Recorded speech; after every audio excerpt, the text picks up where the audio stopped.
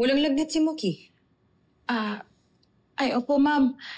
Napainom ko na po siya ng gamot. Bumili po ko kanina sa labas. Lumabas ka? Umalis ka ng bahay at iniwan mo si Moki mag-isa dito? Paano kung may ibang nakapasok dito at kinuha si Moki? Hindi mo ba naisip yun?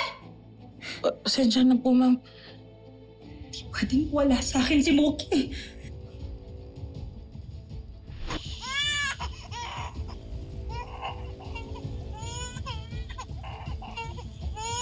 Hindi pwedeng mangyari yun! Hindi ako papayag!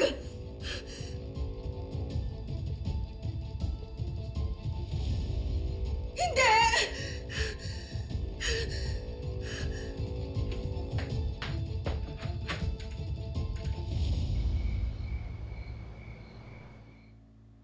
Paano kung may ibang nakapasok dito? Tapos kinuha si Moki?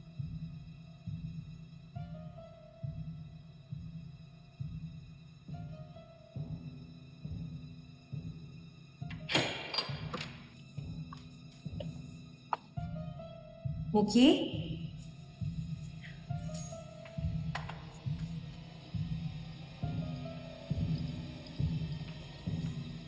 Moki? Moki, anak?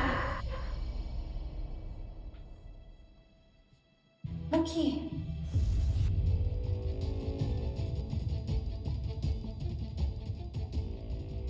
Moki?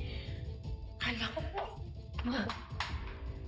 Let go of me. Ayoko na sa'yo. Diba ang tagal mo na akong pinapahirapan? Kaya dapat sa'yo mag-isa.